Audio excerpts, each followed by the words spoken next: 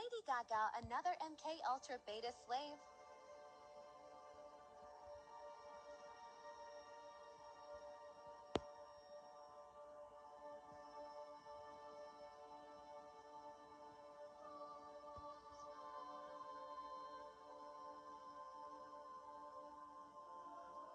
You were holding her head, and it seemed like was having a transformative moment. What was happening in that moment? I don't know. I think she was into, I don't know. Yeah. I love Lady Gaga. I admire her.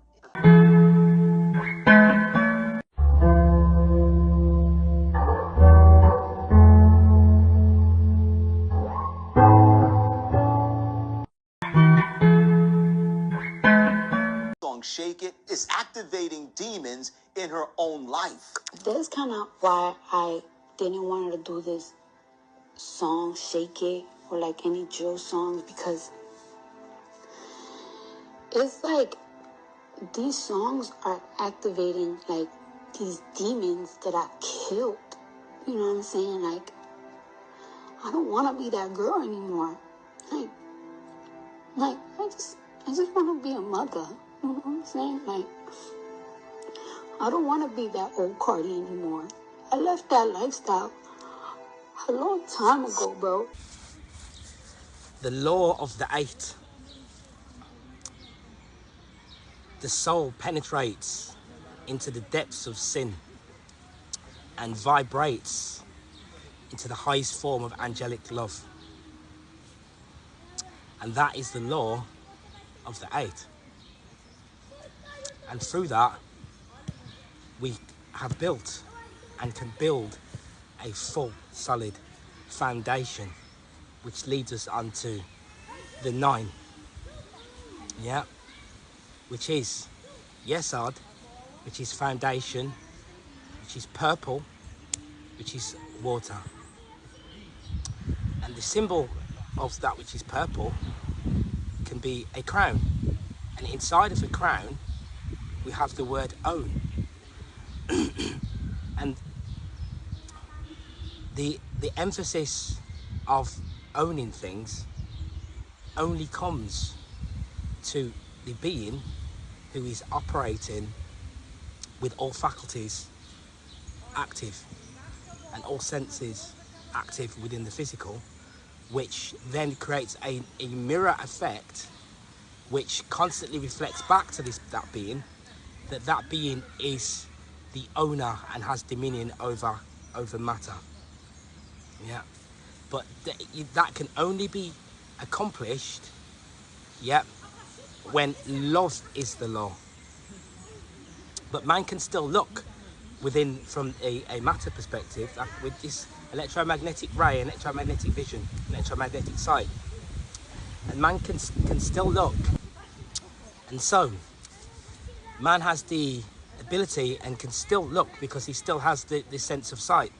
And he can perceive that he has dominion over matter, and he can perceive anything that he wants to perceive within matter, because matter will allow this to take place.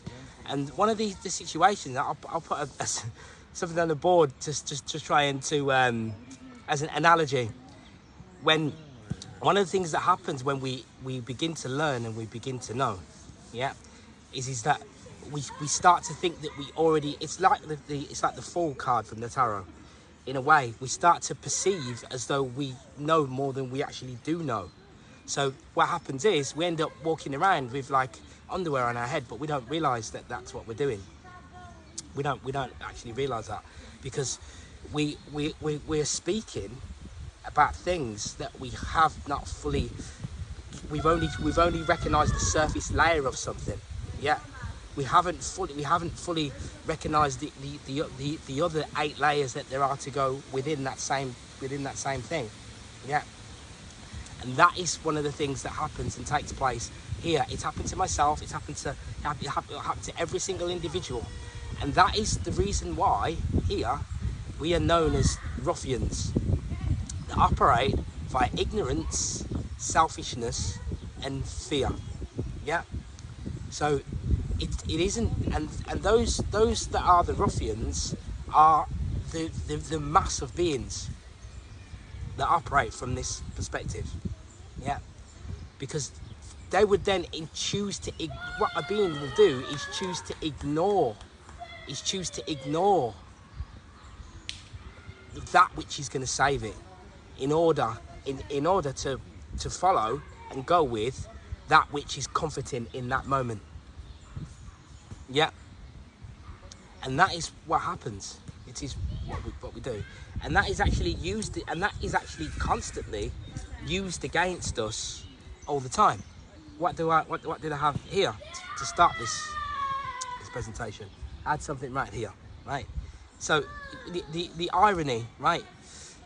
We know now that the soul is motivated towards progression and growth. That is something that we know now, that we're here knowing. But over the course of many lifetimes, these are things that nobody would have known. Nobody would have known. Even in this lifetime, on this timeline, if we go back prior, nobody knew these things. But we now can stand here and say that we now know that the soul is motivated towards the progression of growth. Yeah, that is what the soul does. I think it went on to write, irony. The Matrix encourages polarity. It encourages self-adulation and attention craving, which is embedded within its technology.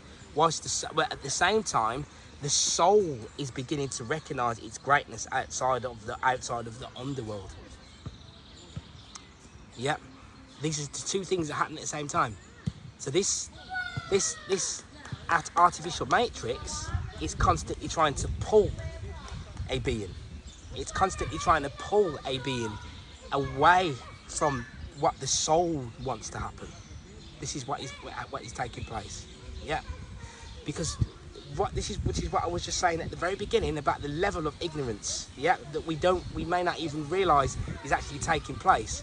Is that we come down and we kill the world soul, and we kill, which is the Christ, and we kill the Christ in favour of the world body. Yeah. So we don't operate from what the soul is motivated towards doing, which is the true being, which I'm going to explain now, right? But instead of that, we operate from the avatar body, which is a sleeve within inside. It is a sleeve that is operating within inside of this, what we call it, which is a movie, which is what we call reality. And what you call reality is a definition of what a movie is. Yeah. So the reason I'm explaining this is because at this minute you are actually dead, technically, because you are actually technically sleeping, which is why we use the word sleep. That's why we say we're asleep, because if in reality, in the halls of Amenti, you are actually in cryostasis, asleep. And then when you leave here is when you will wake up. So this is not real. It's a simulation. This is the underworld. We are residing within the underworld. Yeah. So, and this is the reason why. This is the reason why we are not able to fully recognise what the Supreme Being wants to achieve. That is the real being that is looking through these eyes. But it has to be activated with inside of the movie, while it is still asleep elsewhere, and then this Supreme Being then takes over the desires and the motivations of the physicality of the physical body. Yeah. But when we perceive, so everything that happens here, the wind has just blown this board down, is random. When I say random, it's predetermined, but it's random. And the reason it's predetermined is because all the events that were already written down and that were already set to take place before we entered into this game. If you want to know how predetermined it is, just go and read your astrological chart. Go and get a reading done on your chart, and then you will find out. Yeah. Myself as a Cancerian, I'm motivated towards family. Yeah. is one of the things that I'm motivated towards, right? As a Cancerian, right? So therefore I'm going to do things that bring that family environment and family feel within my experience. I can't change that because it is predetermined. Exactly the same as the way that this board just fell, because the wind decided to pick up pace just as I'm doing this, yeah. But when we don't recognise the predetermined nature of reality, then this is how we are. This is why we're like a child, a naughty child. Because then in Matter's eyes, how we look is we look like a naughty child going, oh no, I didn't want it to be that way though. I want it to be a different way. I don't want it to do this. I want it to do that. Right? But but there's no point in us reacting to that, because it's supposed to happen in that way anyway. And when we recognise that it's supposed to happen in that way, yeah, then wisdom can come into play, and we can operate from a tranquil perspective, and then we can enter the realm of becoming master of the movie. A while ago, somebody came to me and said to me, "How do you cope with being in a relationship?" Yeah.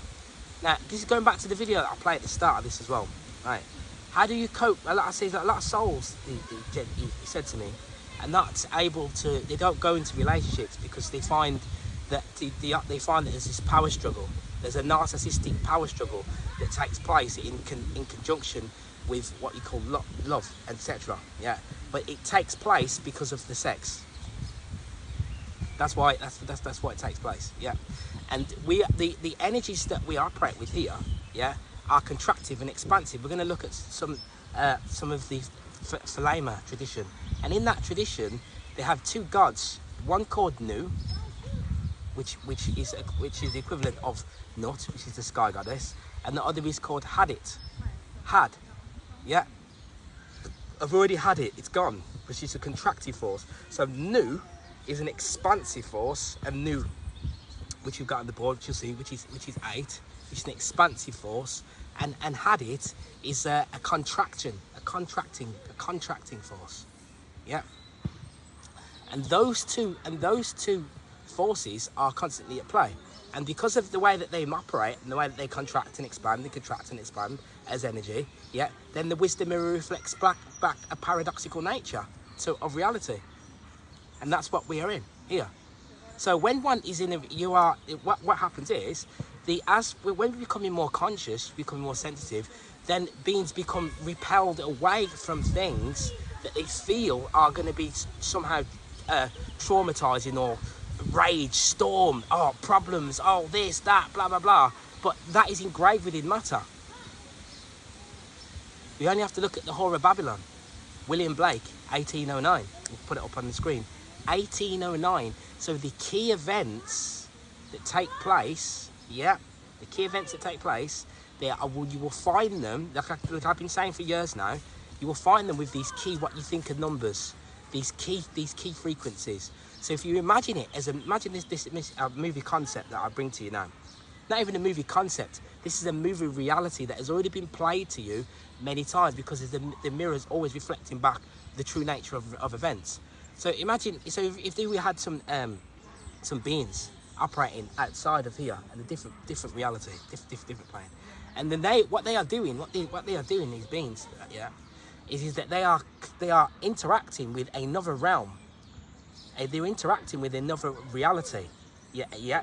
And they know that in this reality, like you could call it a Truman Show, any one of these films, yeah. And in that reality, there are these beings that they know that these beings are trapped inside of a game, and in that game that these beings are in, yeah, they cannot remember anything when they go into that game.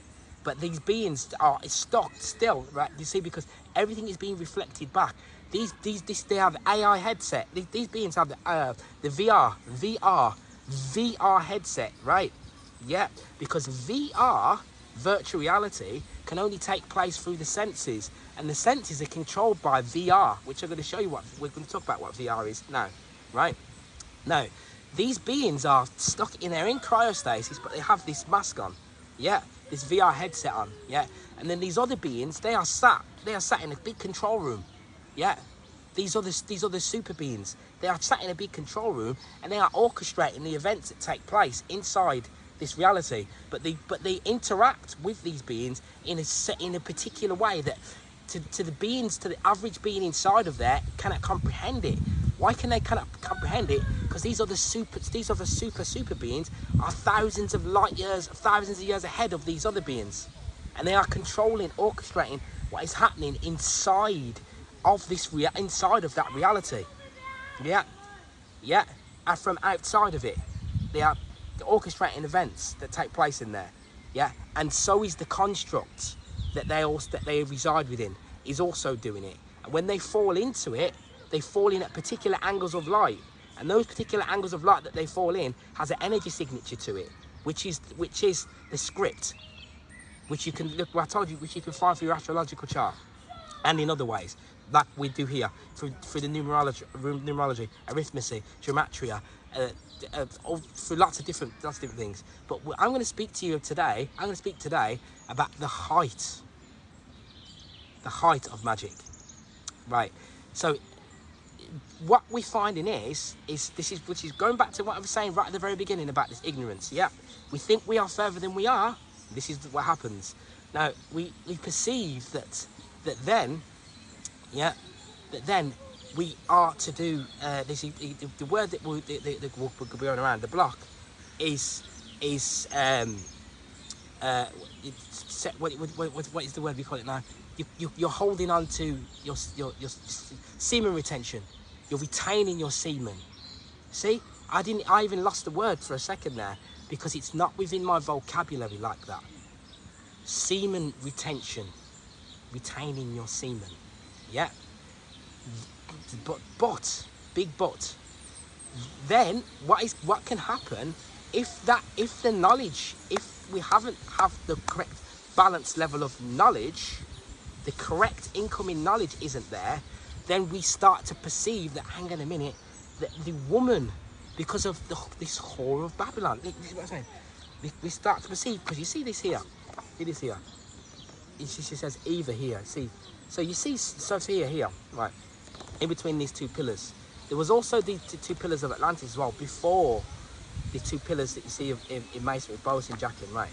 But these two pillars here, so if we say Binah and Chokmah, but these represent the two, because even in the Bible they'll tell you that there were the sheep and the goats. These are two different types of being that reside here, right? But what happens? What I'm saying is here is this. You see, so she has the Baphomet, this goat figure in the background, yeah, the animal like evil figure in the background, yeah. He's on her shoulder. Can you see? He follows her around. He's always on the shoulder. Because she's fallen, and when she's fallen in here, that is the persona that she reflects. She can't do nothing about it, yeah. And it's part of the movie. It's part of this game here, yeah. So when one starts to then look at the opposite sex, yeah, the genders have been dysfunctional. The genders are dysfunctional as well, yeah.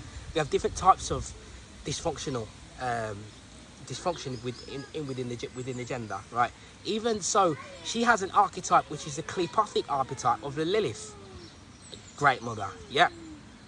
I think there's a guy called Mark Desagne, he calls it the Dragon Mother, right? Yeah, it's another expression of the same thing, right?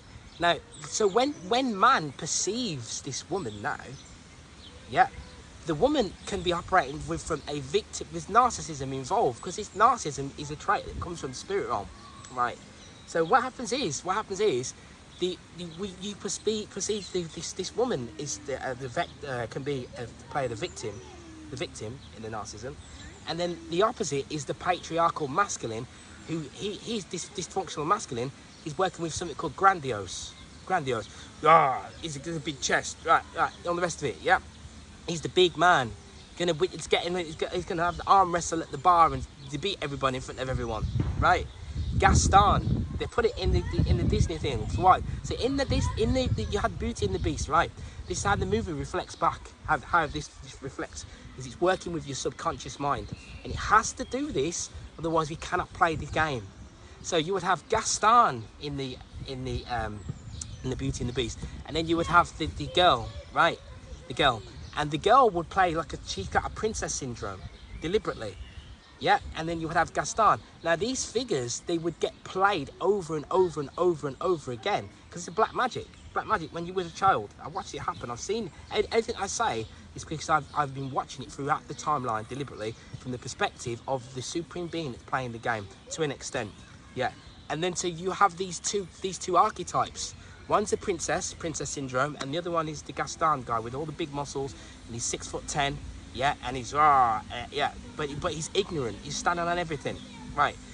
That is this. And what happens is when we become more conscious, we recognize this, yeah, and we repel away from it. So the masculine will repel away from the feminine, from having a relationship with, yeah, because you want to grow upon your journey.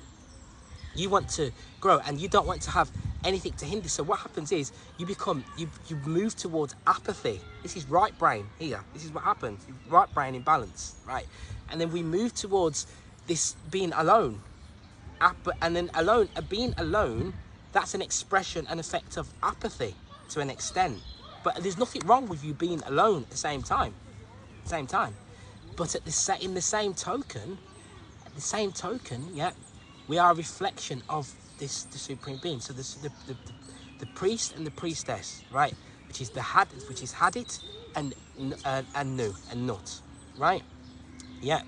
And then what happens is the paradoxical nature of events again is that we don't want to come together because of the situations that take place. And the reason that is because of the wrongful sex. So when we come together, the paradoxical nature of events is that we are supposed to be having this sex, but you will have to bear with me because I always have lots of to put out, right? But you are not to eat of the fruit. 8. You are supposed to be having this sex, but you are not supposed to be eating of the fruit. So all of the things that come along with that, which is love, but then the opposite side of that love is you perceive evil. So what nature wants people use to sacrifice, yeah, so in a place such as this one, you cannot necessarily just have the two as easy as that. But what I'm showing you here is the height of you accessing the supreme being at the end of this and during this, which is of much more importance than the desires of the physical body, which is in alignment with the digital. The digital is in alignment with the desires of the world body. The world body wants to kill the world soul. The world body wants to kill the world soul by putting matter above spirit. Yeah. And so man's total desire, when man recognizes and realizes through this great work, yeah, of what he truly is, yeah, through the etheric body and the astral body, yeah, then he begins to let go of what the material is. And that takes strength to do, and it takes lots of discipline and a lot of a lengthy duration to do. And through that, then I now no longer require anything from the physical. Because what I require from the physical in order to raise me up means that I then have to take energy from another. So I'm a parasite. But being in ignorance to this means that one doesn't want to recognize and see that this is the actual case, because we have taken on a small amount of knowledge that is giving us the light that is shining from this Luciferian light that is shining from this is blinding us. It's blinding us, and it is making us perceive that we are much greater than we actually truly are, because we are only looking in from the perception of the physical body. If woman doesn't regain. And I mean, Rudolf Steiner will tell you this. In the sixth epoch, which is in this Aquarian age, man becomes, this man recognizes his supremacy above the desires of the physical, and then his ego, and then his true ego is born in this age, which means that he cannot be bought and sold. He cannot sell his soul. See? So selling your soul is like you, when I put that bit at the beginning. Yeah, we perceive that this patriarchal, oh, man is the one. He's trying to destroy everything. It's man. He's killing. Like, but in the same token, we forget that it is through the womb that man came here. So if it is through the womb that man came here, in actual fact, some of the secret societies and the beings that operate with Blackmail, the sorcerers, they are feminine, they're women. And that is why at the start you've seen them doing that. I'm telling you that. Because their ultimate role here, whether they like it or not, is to rekindle the two separate forces in the end.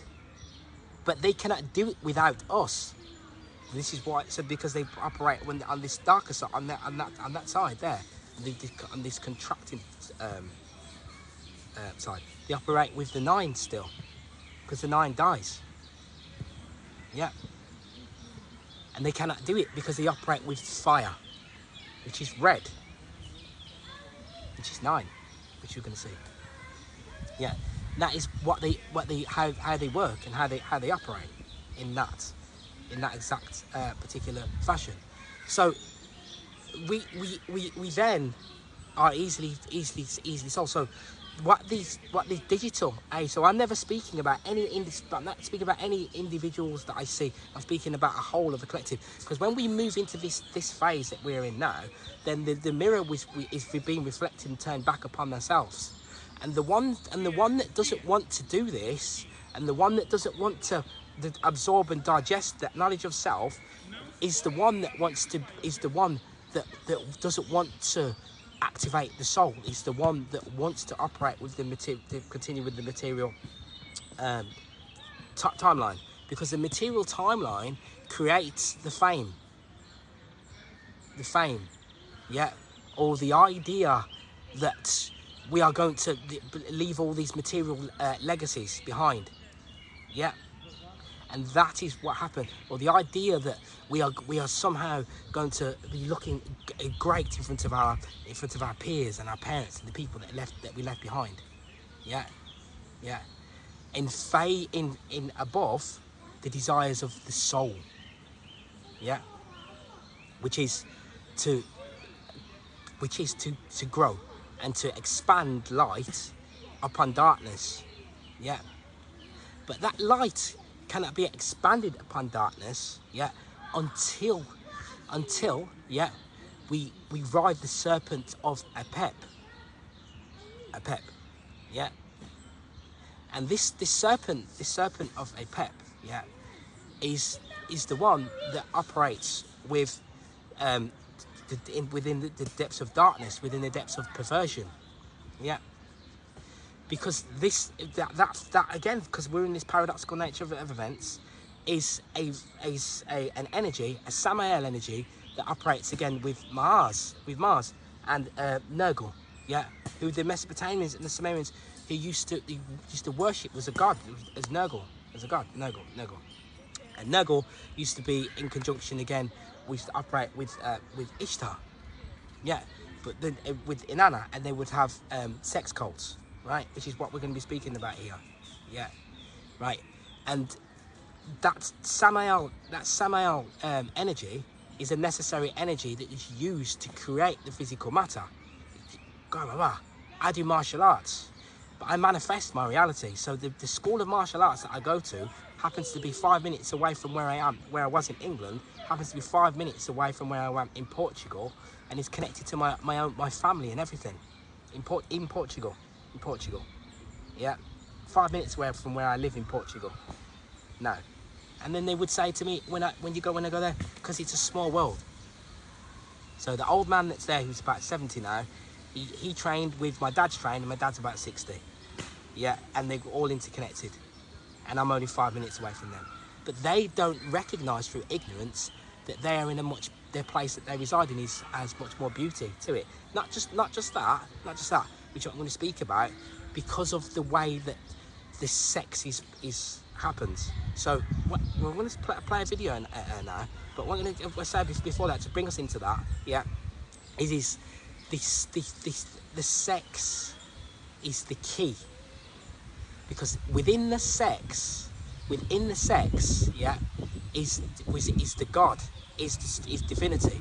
His divinity is operating within the sex, yeah, and all of the gods, lesser gods, they all operate within that sex as well. So the way that we conduct our sex manifests the type of physical reality we experience here. Yeah. Now, that there was an assault, a psychological assault that was done by these sorcerers, yeah, going back not long ago, 1947 and before that, yeah, because before that, man was operating in a docile fashion, because he'd already eaten of the fruit, but he hadn't been pushed to the extent of what has happened now, because the extent of that pushing took place on the subtle planes, and I'm going to play that. We'll play that now. Dr. Judith Reisman, a world historian in the destruction of human sexuality. Dr. Reisman is recognized as an expert witness exposing the sex industry's hidden agenda. Playboy sued you, or you sued Playboy? No, Playboy sued me for libel and slander. And what happened? I won. She's fought the pornography industry for decades and even won a lawsuit against Playboy. So how did we get here to where we're at today? Because I don't think pornography has always been such an epidemic cancer within our society like it is today. No, not at all. We were, up to the end of the Second World War, a conservative Judeo-Christian nation. The turning point for all that was Dr. Alfred Kinsey, his book, Sexual Behavior in the Human Male, 1948. He was the father of the sexual revolution, and therefore the father of everything that has come from that. And certainly one of the key things was pornography. Dr. Alfred Kinsey ushered the destruction of our nation's moral code with his books, Sexual Behavior in the Human Male and Sexual Behavior in the Human Female, known as the Kinsey Reports. The world recognized him as the leading scientific expert on human sexuality. The reports claim that humans were sexual from birth, and that what we deemed as immoral sexual behavior was actually normal, thus making it moral. Once a biologist who studied gall wasp, Kinsey's obsession with sexuality led him to found the Kinsey Institute for Sex Research at Indiana State University. What people to this day are not aware of were the methods he used to collect his data. And I looked at the graphs that he provided, 30, 31, 32, 33, 34 tables, and I said, wait a minute, that's a 2-month-old baby. How does he know a 2-month-old baby did or did not have an orgasm? And then table 34, a 4-year-old child, 26 orgasms in 24 hours? That's an around-the-clock experiment. Wow, that's torture. That's torture, you bet. He also actually employed bona fide pedophiles to do what they did to children for his so-called data. Kinsey wanted to prove that we are sexual from birth, so it wasn't surprising that he drew his data from pedophiles, rapists, and murderers. They were the perfect sample because obviously a rapist pedophile will have a skewed perspective on sexuality, convincing himself that his victim finds pleasure in the act of being raped. Using a stopwatch and a ledger, they recorded their sexual experiments, systematically molesting thousands of young children under the guise of science. This research was compiled in his books, Sexual Behavior of the Human Male and Sexual Behavior in the Human Female. He said I had 196 pre-adolescents under 12, and he broke them up into 6 categories. And fainting, convulsions, screaming, writhing, striking what he called their partner. That's somebody who's raping them. Okay? And they were trying to get away, but he said they enjoyed it. They definitely enjoyed it. The research in Kinsey's books were partly based on the collection of data and confessions of a Nazi pedophile during World War II, Dr. Fritz von Balusek, who raped hundreds of children. After the war, the Nazi officer was charged and put on trial for the murder of a 10-year-old girl. They found detailed records of von Balusek's heinous sexual acts with children, revealing his correspondence with Kinsey. Dr. Kinsey, who was fully aware of the Nazi officer's atrocities, warned him in his letters to be careful and encouraged him to continue his research. During the trial, the judge said, "I got the impression that you got to the children in order to impress Kinsey and to deliver him material." To his surprise, Balusek replied, "Kinsey himself asked me for that." Now that became the foundation for the sex educational structure that fed itself into what we are teaching our children right now as we sit here and speak. I venture to suggest that what we are putting into our books on sex education today is based almost fully upon philosophic guess. And of course it was the foundation of all the changes in our laws, the sodomy laws, the abortion laws, everything else. I mean, he's there. His handprints are on everything that deals with sexuality. From all these people, he was able to tell us, quote, the truth about ourselves, the truth about what we were really doing behind closed doors. And he lied about our fathers, my father's generation and grandfathers. He lied about them because he projected onto them what he himself was doing. What he was struggling with. Yes. It didn't take long for Kinsey to deceive the world with his fraudulent data, convincing us that we were sexually repressed and ignorant to the truth. First, the media drank the Kool-Aid, and they were carefully taken care of by the Kinsey Institute to drink the Kool-Aid, okay? And then once they drank the Kool-Aid, the scientists, quote unquote, drank the Kool-Aid, and then the legislators drank the Kool-Aid, and then the lawmakers drank the Kool-Aid, and here we are. Essentially, what Kinsey did was he changed our belief about ourselves. This change of belief naturally changed our behavior. Soon, Kinsey's ideas permeated everything in our society, from our legal system, reducing the penalty for sexual crimes, and legalizing abortion.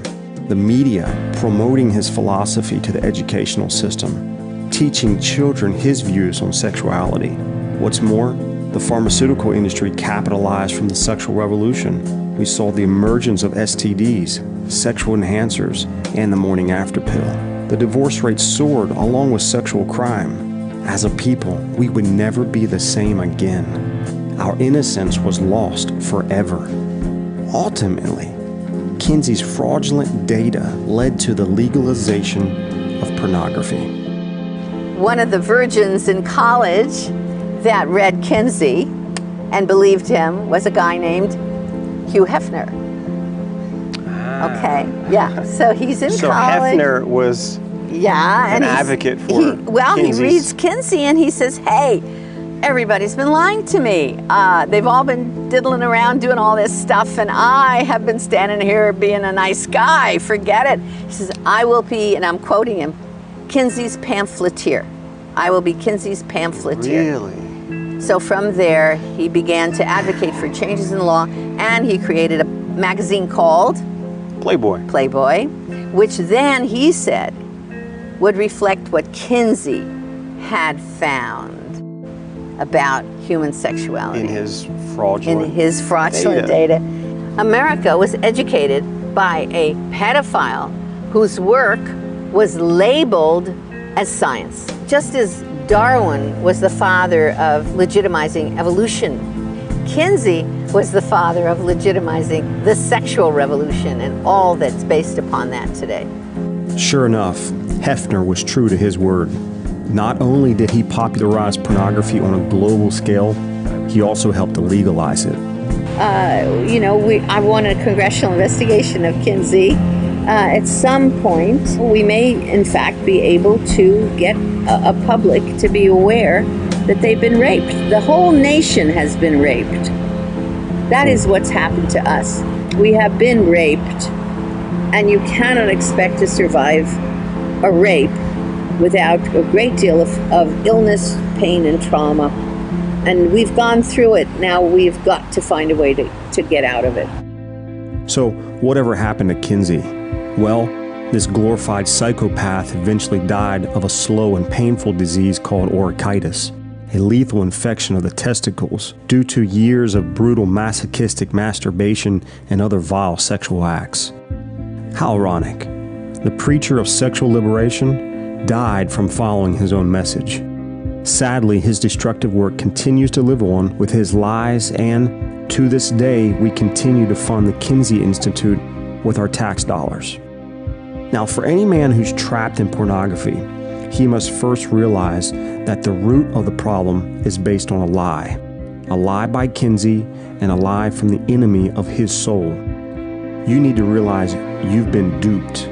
You've been suckered, because ultimately, Kinsey's purpose was to remake man into his image, which really wasn't a pretty one. So what you seen there was a guy called Alfred Kinsey, yeah? Now, this guy is a demon, right? Why do we say demons?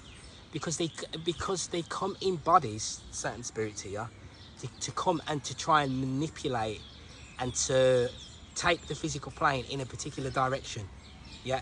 And they can do that because of the two contractive and expanding forces that operate here. Hydrogen water again, yeah.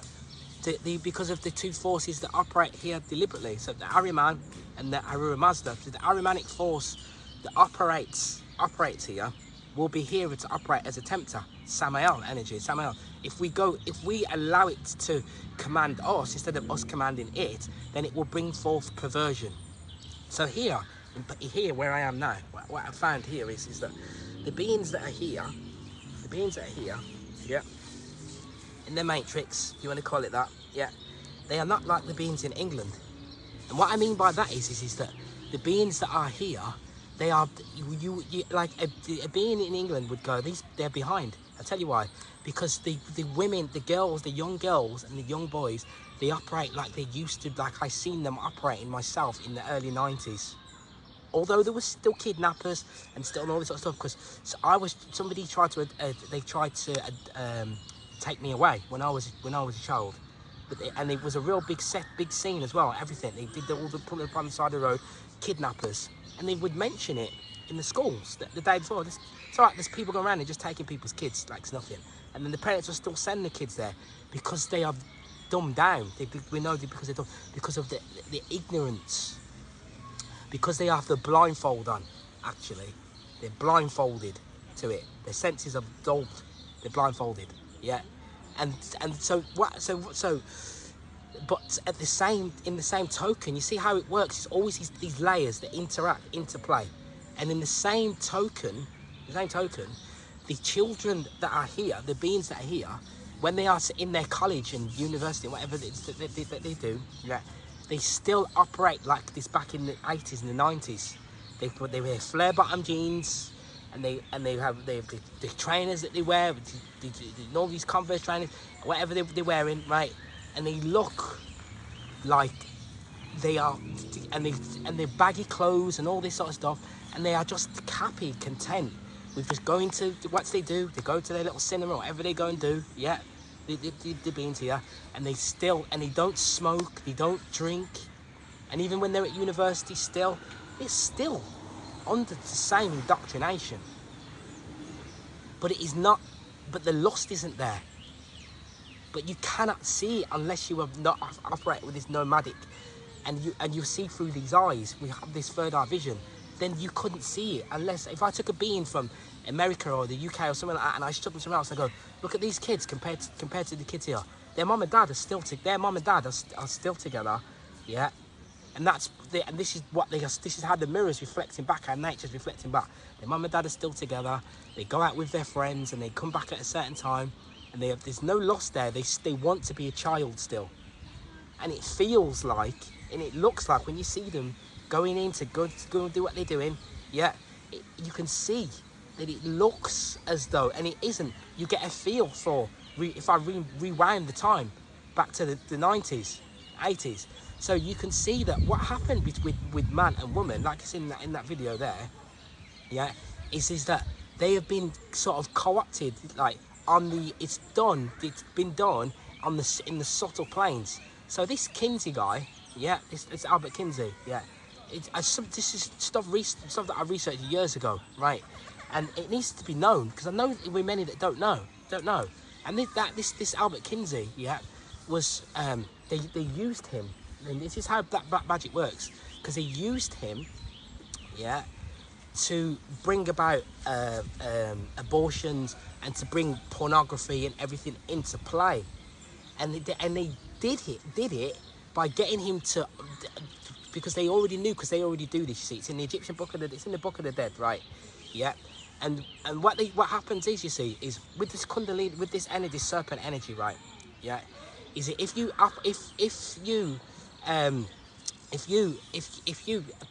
they penetrate a child before the age of 5 years of age, what happens is it sends like a lightning bolt up the spine through the nervous system, right? And it activates this what we got on the board here. The board's falling down, I'll put the board up in a minute. It activates Vril. Yeah. So let me show that here, right. So what happens is it activates this Vril energy here. See? Because the board, when we started, it was windy. It was windy when we started, right? So it activates this Vril energy. So you see that there. The Vril. Yeah. And when it activates this Vril energy, it excites the Vril, because the Vril is here in the brain here. Yeah. And the Vril is directly connected with the senses, with the nerves that conducts and operate the parts of the body. Because it has direct interaction with the Vril source that resides within each cell. Each cell is its own intelligence. It has its own toroidal, individuated form of energetic field, like you are, right? And it interacts with the Vril that is coming from here, from the crown, right?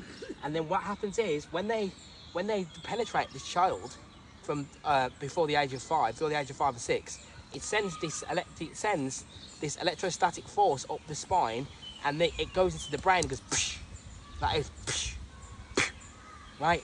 And it splits the brain and it fragments the brain, yeah. And then what happens is it then means that I'll put the board back down. It then means that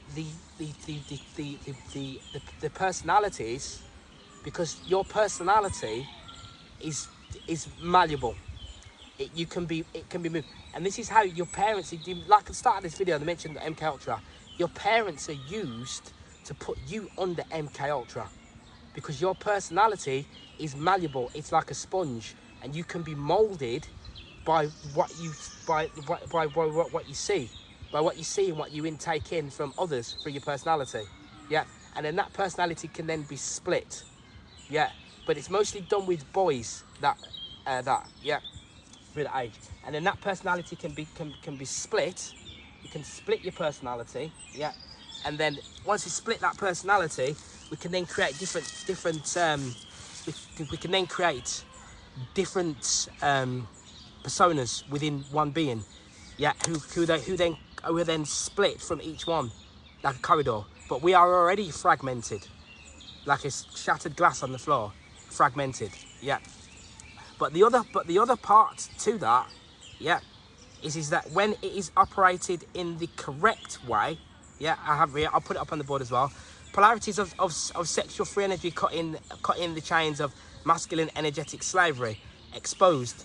When the Muladhara is massaged and activated, sex, no ejaculation, it's made to pulsate, causing an electric charge ripple at the base of the nervous system.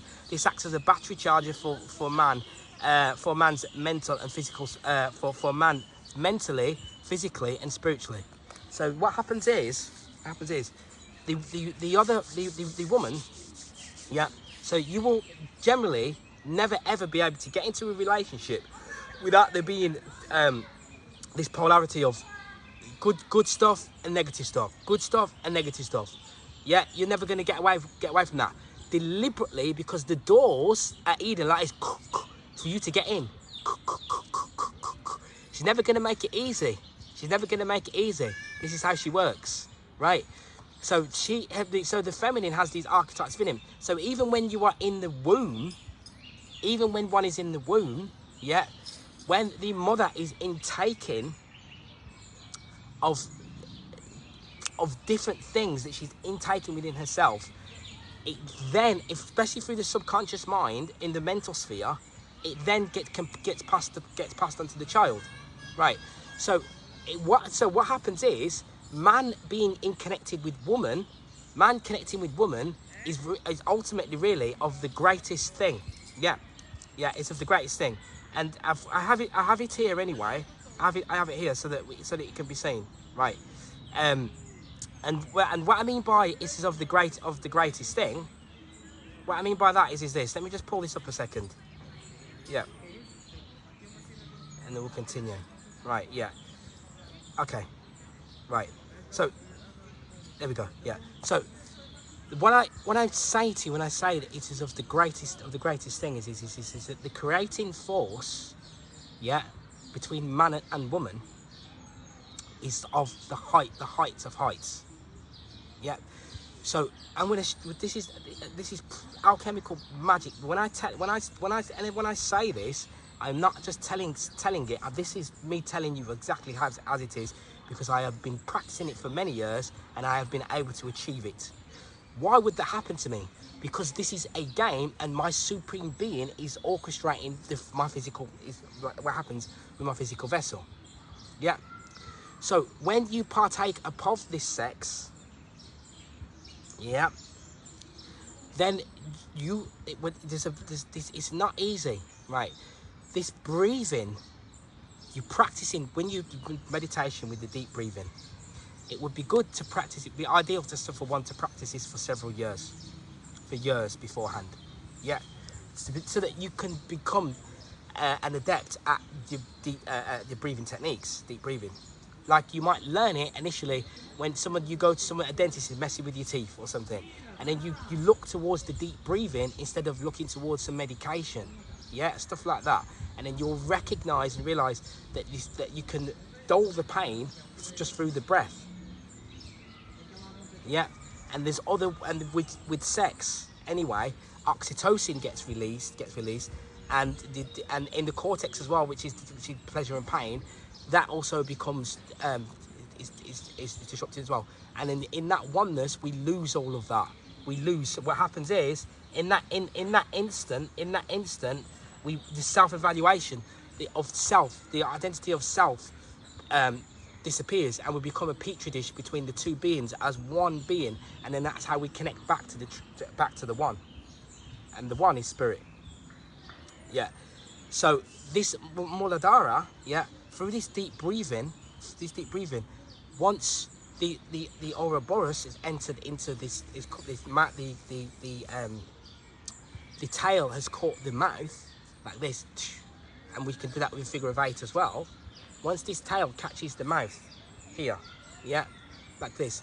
Once we have conduct that deep breathing, yeah, can be used again. But you see, this is how through thought, through mind, has to be correct, because man has to know that he definitely cannot spill, because each degree, yeah, will take you back every time when you spill. So this is why I was talking about sex, semen retention. Totally different thing. Yeah, right brain. I tell you, we don't understand how the levels of the skill that these sorcerers have. Right. So this deep breathing, yeah, is employed to stop any form of any spillage. He should not spill one drop.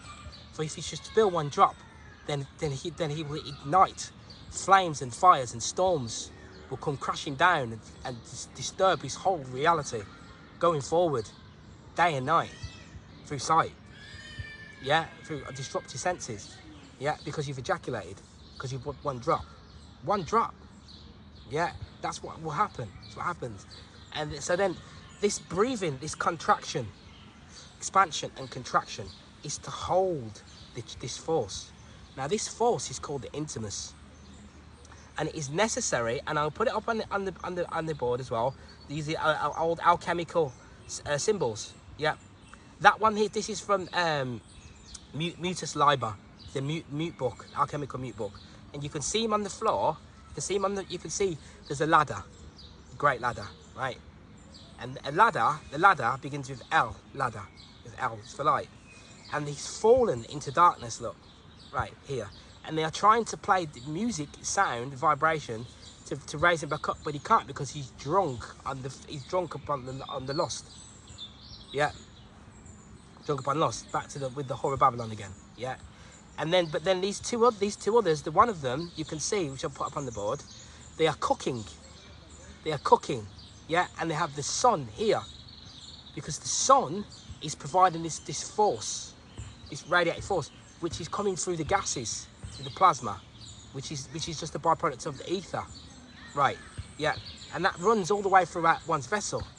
And look at the size of this tree trunk. What is providing this energy? Does it look as though do you really think that it's just water? That this tree, look at the size of that tree. That's quite a big board.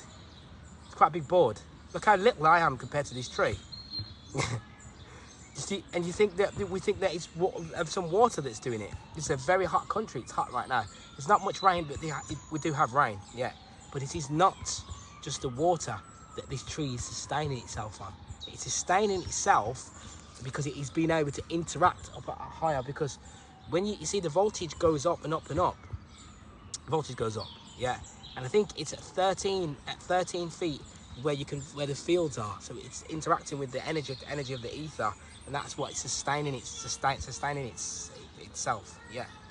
So when we eat of the plants, then we take on that vital life force, and that vital life force is Christonic energy, and that Christonic energy, yeah, is ignited through this act of this act of sex, which is cooking, and it's called in Gnosticism we call it cook. We cook, and you have to recook and cook again and continue to keep cooking until it becomes solid down here, where you can have sex with the other half, with the feminine as a masculine, and nothing should come out. But imagine if you know that, then you could start, but you don't have the correct knowledge. So this here is this is my adept mystery school teaching. Because if you want to have a mystery school, the first thing that you need to understand and recognize and how to master is the defects. And the defects are only going to be mastered by learning how to tame the serpent. Because otherwise, I'll have an ulterior motive. And my ulterior motive, yeah, is to put my physicality above yours. So I can leave a legacy here above you. Yeah? Because the soul is not bothered about that. Because this is not real. This isn't real. When I leave here, that's when I'm going to wake up. I'm not going to wake. This is why we say wake up, because it's in the subconscious mind. Those people, oh, you need to wake up, man. They've got to wake up. And the reason we say they're going to wake up, yeah, is because you're asleep, but you're asleep somewhere else. So really, you're dead here. This isn't the real reality. So what happens is, yeah, is that here, yeah, it's only through sex, which is the height of it, but also depending upon who you are, what you have already achieved and what you've already done prior, but the height of it is through sex. So if this isn't mastered, then you will get pulled back down here. And that's why they had the man there with Kinsey with the lust, because the beings became compromised when their perception of what sex is was altered, because he lied to them, but he also used this force, because nature doesn't mind, doesn't think, oh, this is a child, blah blah blah. Like they discovered, They made children have old orgasm after orgasm. It's terrible. Yeah. But being here doesn't want to see this side of the reality. Yeah. So this is why, so they hid it. This is why they did the witch hunts, which we're going to speak about here on the boards. Yeah. This is why they hid it.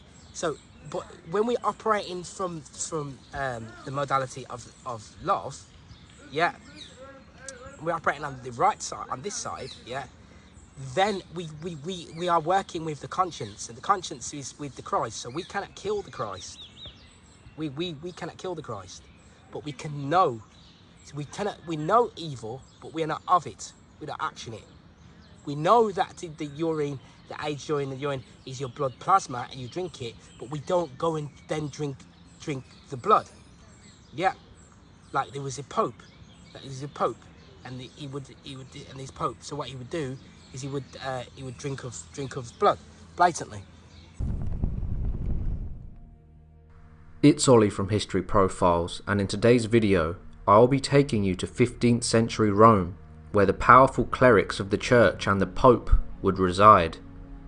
During this time, the most influential men of the Catholic Church would burn alleged witches and sorcerers, engage in the slave trade, and own their own personal slaves.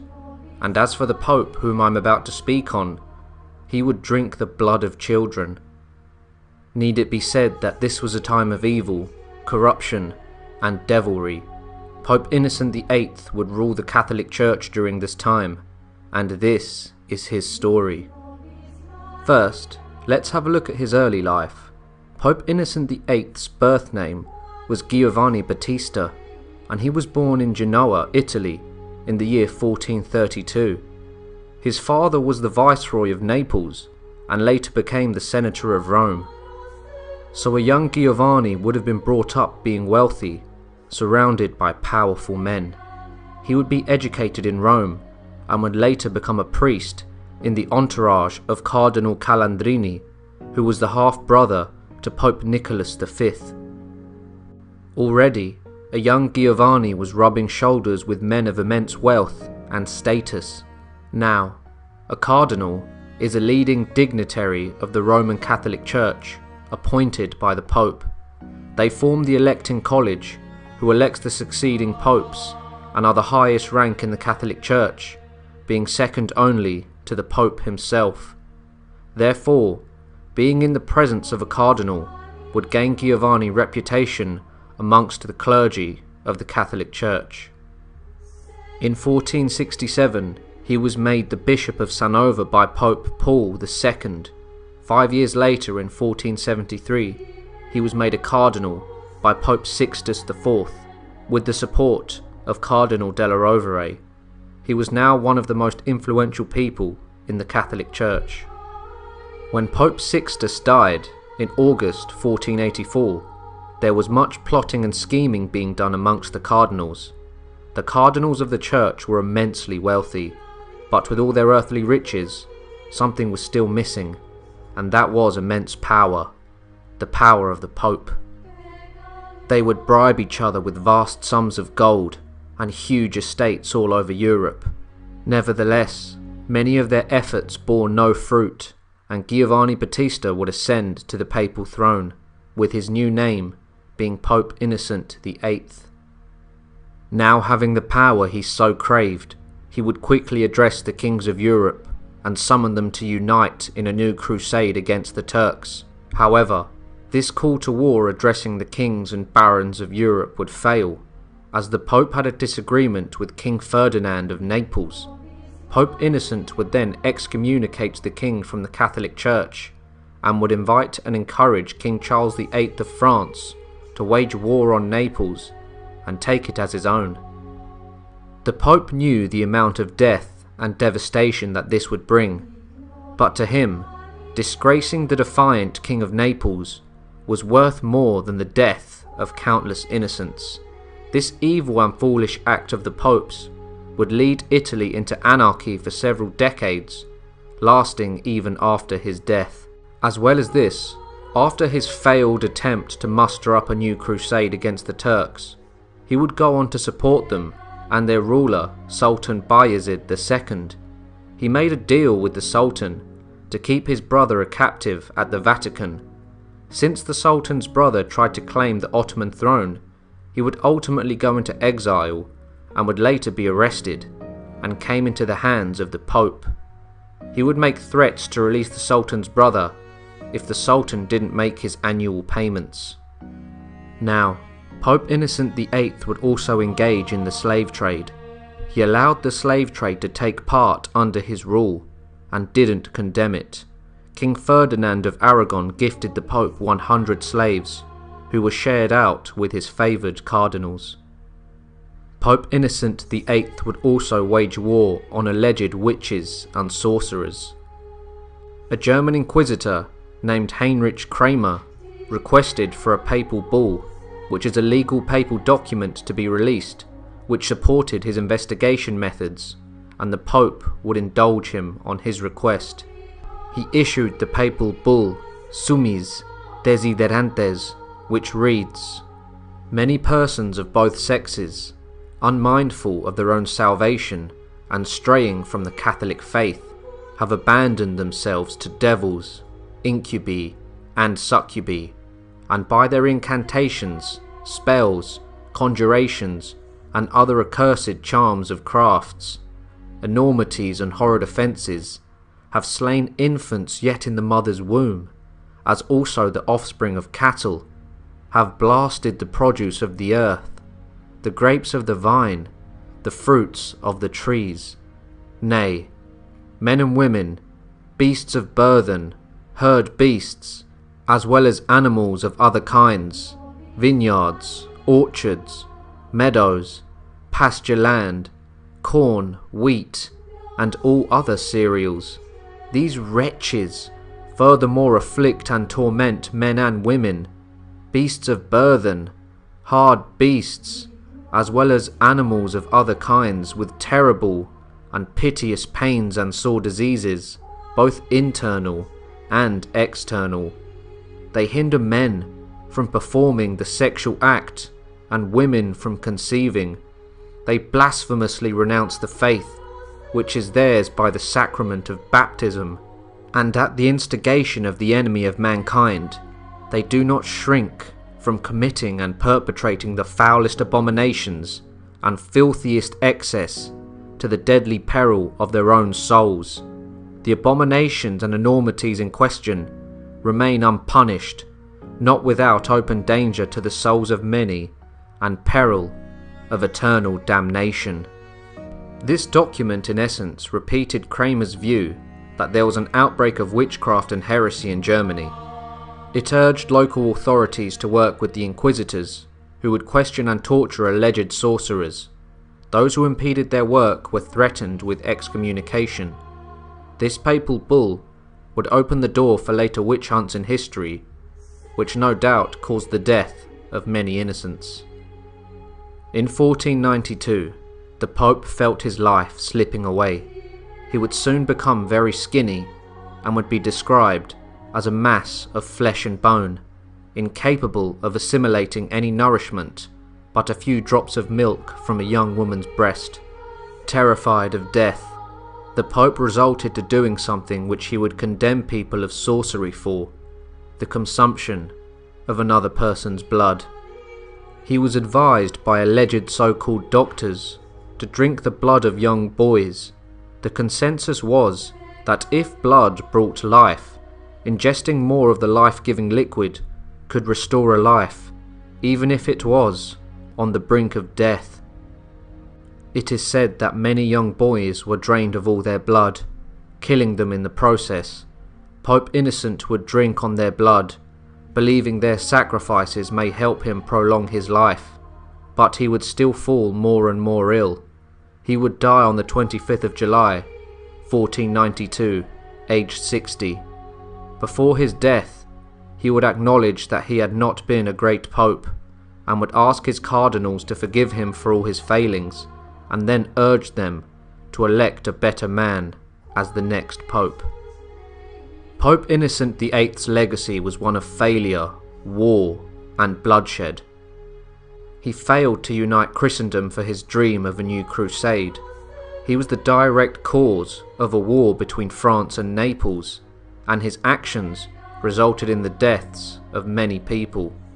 During his entire reign as Pope, even as his demise grew near, he agreed to ungodly methods to try to save him from death. He paved the way for witch hunts all over Europe, and with all of this said, he was a terrible man. Most men crave power, and it seems they will do almost anything to get it, and power corrupts the mind and soul. The Pope, who stands at the pinnacle of the Church and sits on the papal throne, is meant to be an example to all, with titles such as His Holiness. So why did this Pope, who was meant to be a moral man, give his cardinals slaves, agree with the slave trade, and would start wars, causing the deaths of thousands? Let me know your thoughts on Pope Innocent VIII's. So they would drink of that blood. But then this symbol that I'm putting up here, you can see below the feet they have the 1. See, it says 10. 10. Yeah, which goes back to 1, really. The 10 is an illusion, so you go back to 1. But the 10, because you have the 10 Sephiroth. So everything will always go back to 1. So the DNA, and like we've done before, everything will always revert and go and take us all the way back to the 1 again. And that's why in this old alchemical symbol you will see that, and you will see that there is this downwards force, and then you will see at the same token that then there is this upwards force. Yeah. So I just wanted to read a few things here. This here is coming from the best equinox. This is the work of Aleister Crowley. Aleister Crowley, yeah. So, and again, it's other stuff I'm going to look at. So there's a guy called Jimmy Savile, right? As an occultist, I can watch things and I can pick out these are what the sorcerers are saying, yeah, what they're doing. So this Jimmy Savile, right? He asked to be buried at 45 degrees. He asked to be buried at 45 degrees. And when they found him like this, crossed his fingers, because the power of what the cross is, yeah, which the cross can be used as a masculine symbol as well. But the power of that cross, because they think that it can save them, even still, because they recognise that the dualistic, the two forces that are at play here, yeah. And they need us, like I say, to on the light side, to pull that in. They're just going to carry on until there's nothing left. Yeah, because the love of the because of the love of the physicality. And the other thing that he says was, it was great while it lasted. I'm telling you here about a real demon. Yeah, because what they do is they come down here to feed upon the Christonic light, which is we all come in with in its purest form, which is the Christonic, which is the child. So that's going to take me full circle, because it is the child that is born, not through drinking your urine, beautiful as though it is, not through being raw, not through meditation and all the other practices, but it's through sex. And through this sex, the intimacy is born, and the intimus is the child. And once that child becomes born, then your perception of reality now becomes renewed again. And then you can start to see from the perspective of the supreme immortal being, yep, that is sleeping in cryostasis, who is destined to become controller of the reality. But that supreme being doesn't have the desires of what the physical body wants, which is, oh, I want to be this, I'm going to be the greatest, I'm going to be. When we think like that, we will not be. We are not in alignment with progressing the soul. And I'm personally, I am only here for the progression of the soul, which means that I am here to help you to recognize what you are. If you are, maybe you're already doing that, but that's what I am here to do. And when each one of us gathers enough knowledge in order to be able to do that, then we will just sit here on the screen and just do that. free of charge, and we will just sit here and do it. And then what happens is, when we just all sit here and do that, then the reality, then matter recognises that, and then we then become the orchestrator of the physical reality, and then the reality, then the movie becomes altered to suit the wisdom mirror, because we are reflecting wisdom. Yeah. But it's above the desires of what the body wants. Yeah. So that means that it doesn't matter if you think I didn't achieve anything when I came down here, great. Because if you are looking in from a matter perspective, then you are operating with delusion, and you are entrapped, encased within illusion. And you will, because of that, you will stay in this underworld, because this is the underworld. Underworld, yeah. Because in the underworld they have ruffians, and in the underworld they have criminals. This is the definition of an underworld, from an etymological perspective, yeah. So let me just read this anyway. So it says, this is the holy hexagram. Plunge from the height, O God, and interlock with man. Right. Plunge from the height, O man, and interlock with beast. If man doesn't recognise his beast, if man doesn't recognise the beast, then the beast will run havoc in front of ahead of man, because man doesn't recognise the beast. So now the beast is running havoc, because the beast, this red energy, this red Mars energy, wants to be commanded.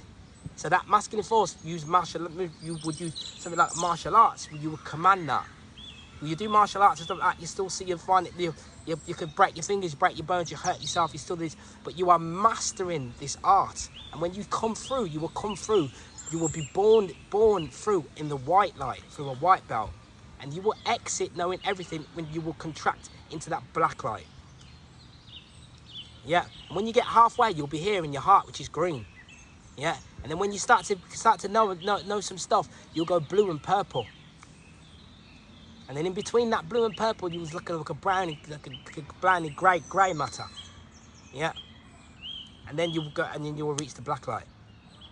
So it's already been reflected back within that wisdom mirror, but can we see it? Yeah. So it says, the red triangle is the descending tongue of grace. Yeah. The blue triangle is the ascending tongue of prayer. Now, in the original tradition of the hexagram, in the original tradition of those these two pyramids, these two forces, which can be seen on the astral plane, yeah, it can be the other way. They have it the other way around, which is the blue descending and the blue descending, the feminine force descending, and the red IR force coming upwards, yeah. But here they have the opposite way around. The red force, the red radiating force, is descending. And if you take a flower, I've done this before. I had it on the I've got a slide for it. And if we look in, it's the electromagnetic ray that comes off it. Then what happens is that red force is on the top, and it's being raised up. It's being raised up by the blue. That blue light, because that blue light is ascending. Yeah, it's raising upwards, and then it radiates the red outwards, like that, right? Okay. So it then says, right, this interchange, the double gift of tongues, the word of double power, which is Abracadabra, is the sign of the great work. For the great work is accomplished in silence, and behold, is not that word equal to Cheth? That is Cancer, whose sigil is 69. Yeah, which that sigil is 69, is man and woman coming together, which is the symbol. This is that symbol you find Alice Crowley, that Crowley symbol. Yeah, of coming together. Right. This word also eats. This word also eats. Remember I said eats because it eats. You see it on the board here. Eats up itself. Accomplished its own end. Nourishes the worker. Leaves no seed. Is perfect in itself. Little children love one another. Right. It's telling you about the intimacy there. Right. This coming together of these two forces. Because sometimes when we look at magnetism, sometimes the red is symbolised as the negative, force, and the blue is sometimes symbolised as the positive force. But when we look at the energetic working within nature, yeah, then we have the blue force, which is going to be this converging force. But the blue force is also going to be the ascending force, yeah, which is the ascending force, and then the red force, you look at that as the descending force, yeah. And then those two forces come together, yeah, expanding and contracting, yeah, as expanding and contracting force. So oxygen, which is red, which contracts things because it then oxygen makes things die, which is oxygen is also 9, yeah, which is why we have reactive oxygen species, which will kill things, yeah, which is how things work. And then it will then go on to say, here's another one. When you have proved that God is merely a name for the sex instinct, it appears to me not far to the perception that the sex instinct is God. And the only reason that I'm showing you, when I put certain people out like that, is because the work that I teach I'm already teaching it. But then when I will see it in others that have already been passed before me, and then it will give me great comfort to know that there is but one truth, and that one truth is something that is being repelled from me by a higher force, which is making me sit here and do that, because that is of great importance and what matters more than anything else. Yeah. It then goes on to say once more, for human beings on the physical plane, yep, the supreme creative act is the creation of another living being.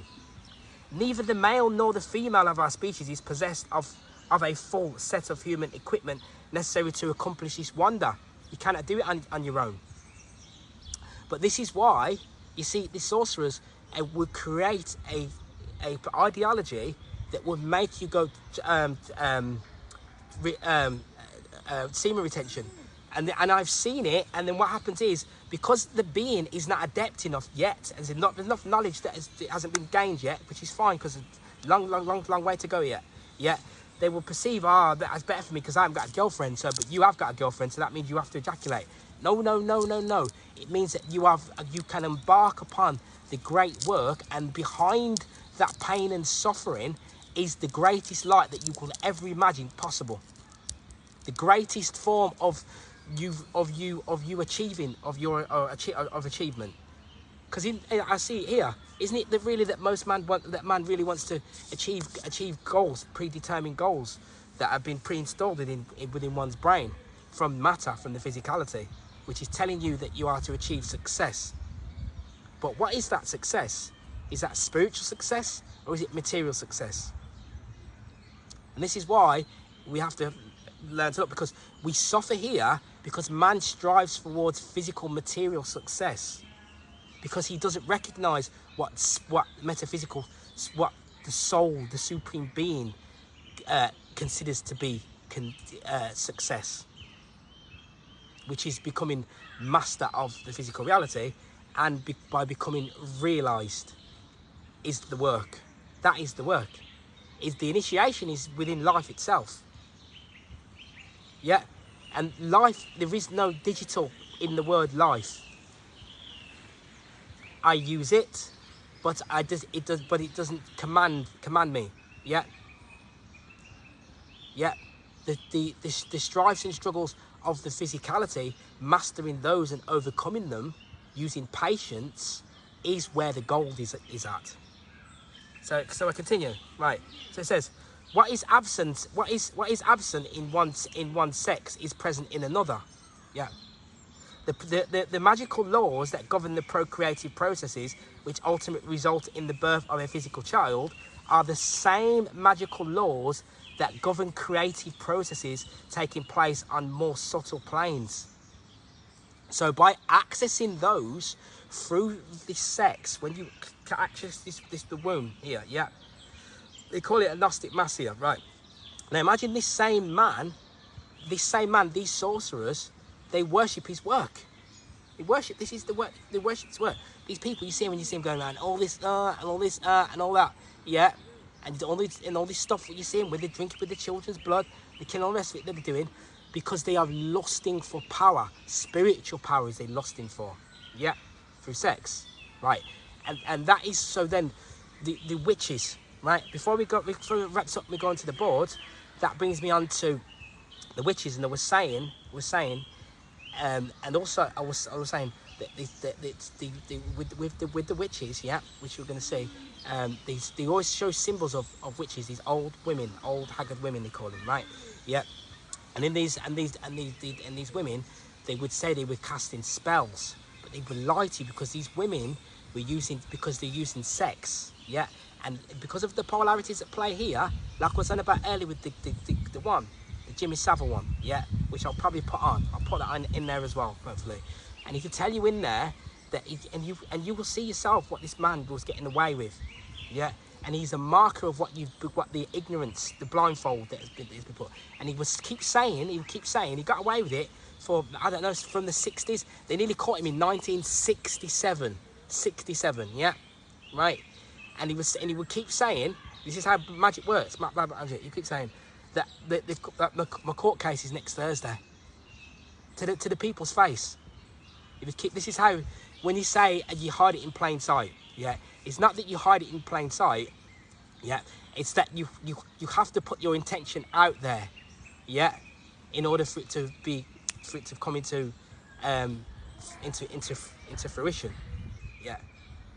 Or you have to say, by him saying it would just continue to delay it. But if he was to continually hide it, you see how clever they are. So this is, through me telling you this, you will know, yeah. Then they say, oh, maybe he was just put up there as a man. These people, he was taught initiation, yeah, on this dark path. He was taught initiation, yeah, with black magic, how to operate in the physical. And he would say that, oh, my court case is next Thursday. Oh, every time they are, all the time, yeah. That's what he would always go on there and say to people, yeah. So I'll play what I'm going to play now. This exhibition reminds us how artists have been entranced by witches for thousands of years, right back to the earliest enchantresses of Greek mythology. But for me, the most menacing works emerge in the woodcuts of the 15th and 16th centuries. Many were created in Germany, home to much of the original witch folklore, and the greatest of those early witch artists was Albrecht Dürer. Albrecht Dürer's Witch as an Evocation of the World turned upside down. This leathery old hag is transported across 500 years of history and slaps you right in the face.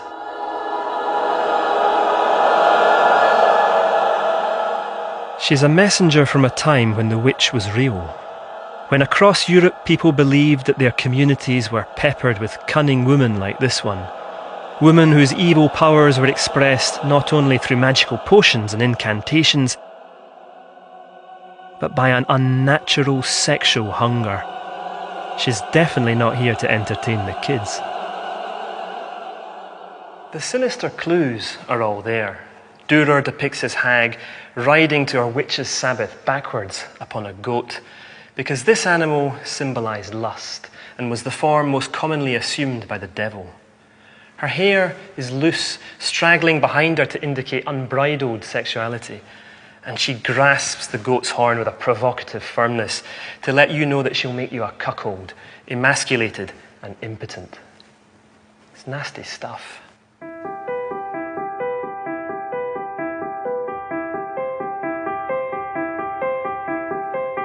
Dürer's early woodcuts reflected the dominant belief that women were inherently weak, vulnerable to sexual temptation and the devil. This was a theme Dürer's contemporaries were happy to expand on. Do you have on average in a day or in a week? Nu pot să spun numărul, poate să fie într-o zi 3, 4. Is it ever difficult to get paid by clients? Nu. Și chiar dacă nu are posibilitatea să-mi trimeată banii înainte, eu am încredere că poate să mi trimeată după, pentru că așa cum am ajutat-o să-i fac un bine, eu am puterea să fac și rău. Și atunci nimeni nu riscă să spună că nu-mi trimite bani. When we stop at the market, it's obvious how popular Mihaela is. Da. Seems like no one wants to be on her bad side. Where are we going now? Acum o să mergem la bancă ca să obțin banii care mi-a trimis. Mihaela seems to make quite a lot of money. In fact, Romania's witch economy is worth at least €1,000,000 a year, and they're all doing it tax-free. Did it go okay? Da. Păi mi-a trimis prin MoneyGram.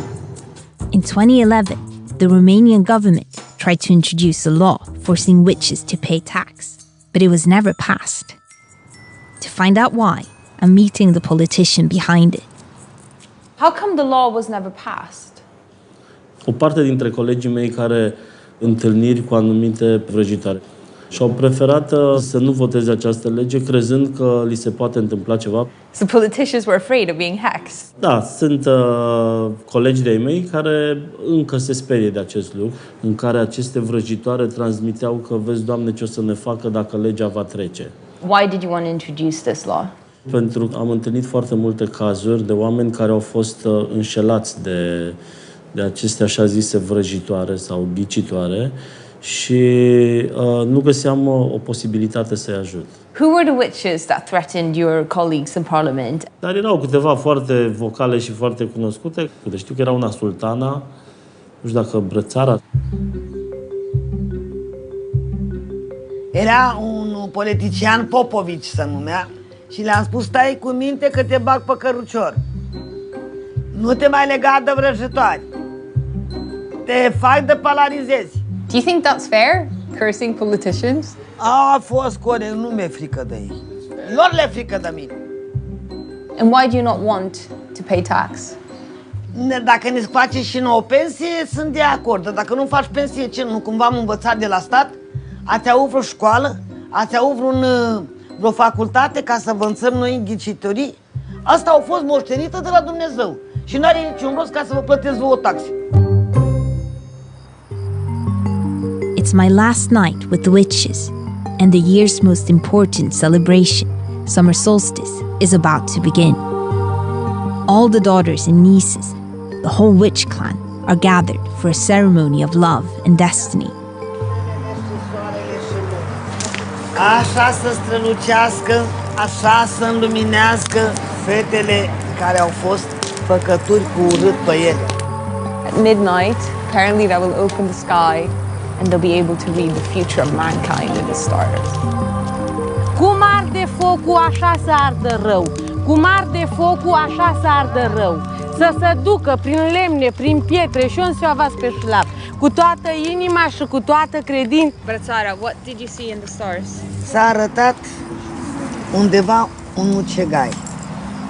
În cealaltă parte a arătat roșu. Asta înseamnă o vărsare de sânge mare. La prea bunătăți, prea bune, nu ne putem să ne așteptăm. While Brățara predicts the obvious, world conflicts, Mihaela is more specific. România, niște evenimente foarte, foarte dezastroase. La toamnă vor fi schimbări majore în politică, vor fi chiar și inundații și foarte mare secetă în România. It turns out that in the following months, Romania did have floods and drought, and 2 major politicians resigned. But of course, this could just have been coincidence. What I've realized is that the witch's power lays in people's fear of the supernatural. But above all, the need to believe that you can meddle with destiny. One thing is for sure. Witches do exist. In his will, the other instructions that he'd left was he wants to be buried at 45 degrees And on his headstone, he wanted the words, "It was good while it lasted." Sir Jimmy Savile has spent the day at St Jimmy's Hospital. We've got this unbelievable technological thing here, which is going to make so many people. I've been on radio and television now for 100 years.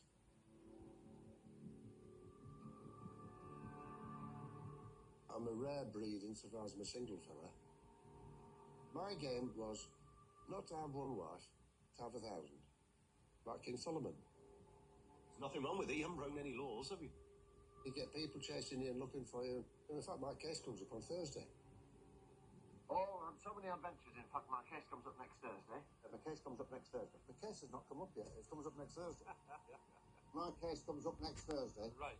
Oh, is that all it is? My case comes up next Thursday. My case comes up next Thursday. Are you ever tempted, Jimmy? I am often tempted. In fact, my case comes up next Thursday.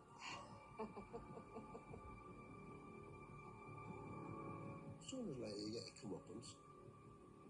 You talk about that as if there's reasons for you going downstairs. Do you have a conscience about that? Is there stuff you've done that you think will deny you access to the big man? No. Never did any harm to anybody. And what about your legacy? I ain't going. It's too good here. So Jimmy Savile, thank you very much for your time. Pleasure.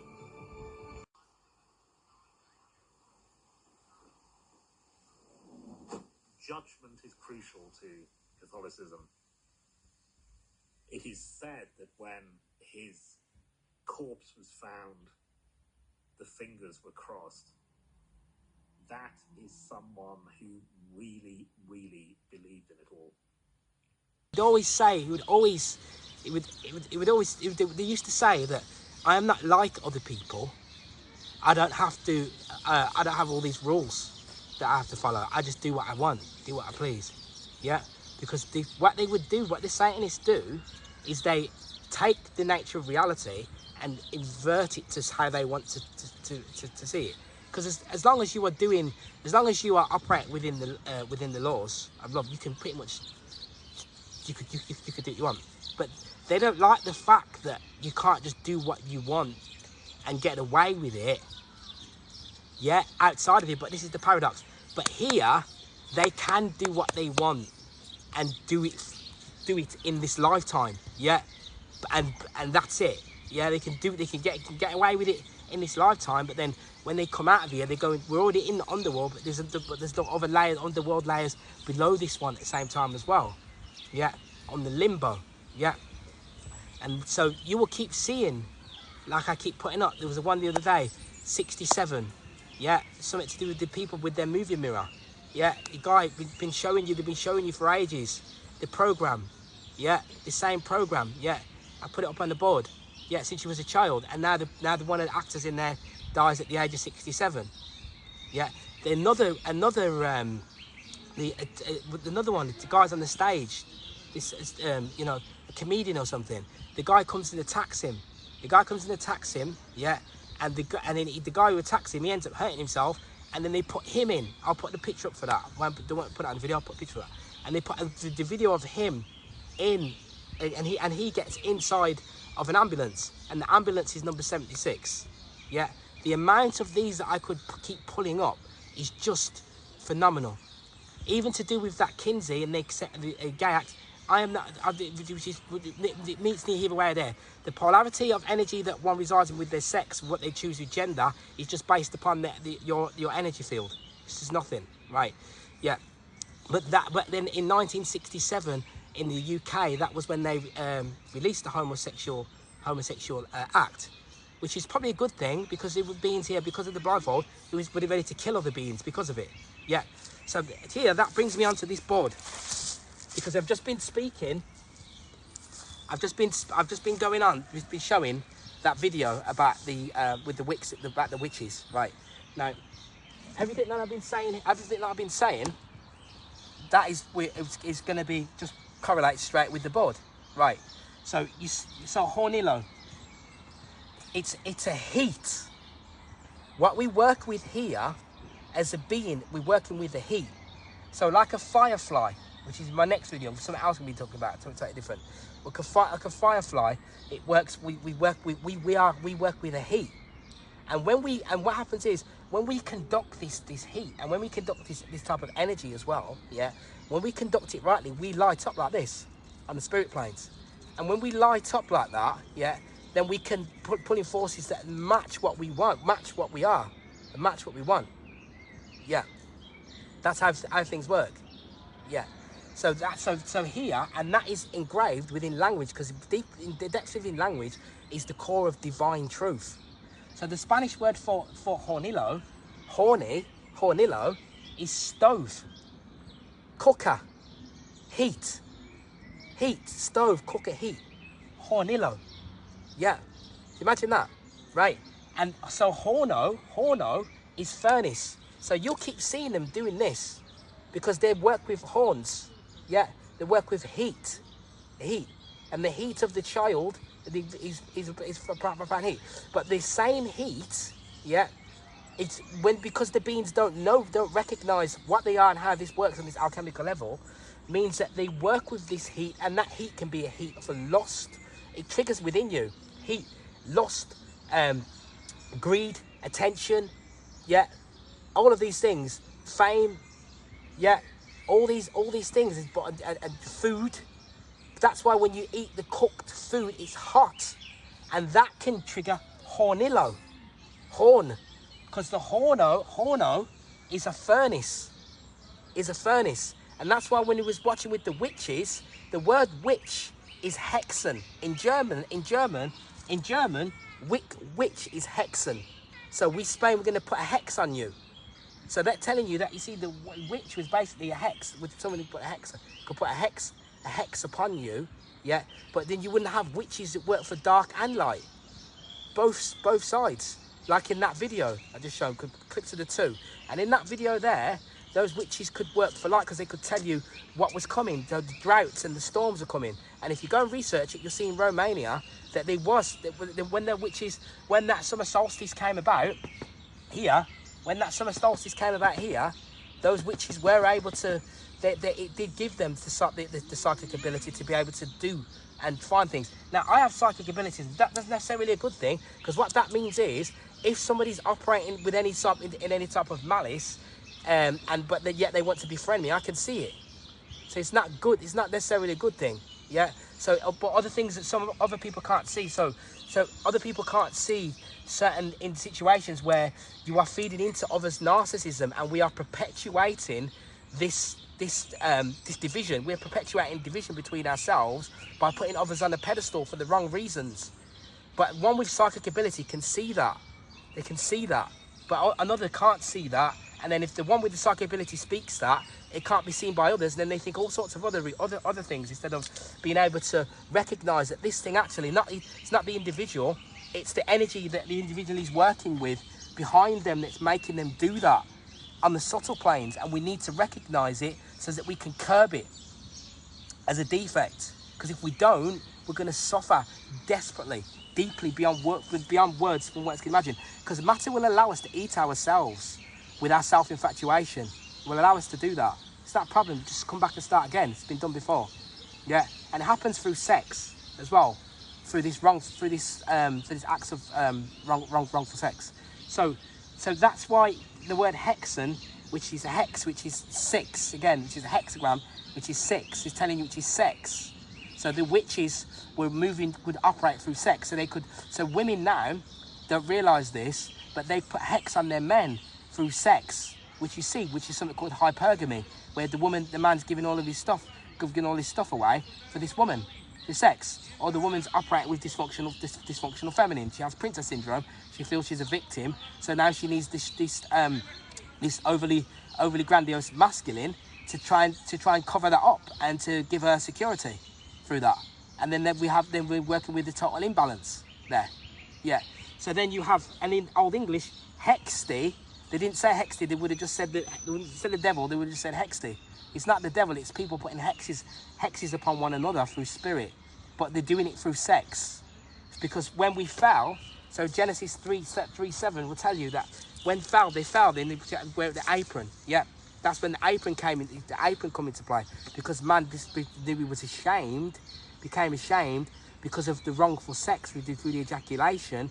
We automatically fall into this heat here, and then the perversion comes into play through this Belial spirit of lies, which also gives you diminished self-worth because our self-worth becomes less now because we've triggered this positive magnetism, this positive force.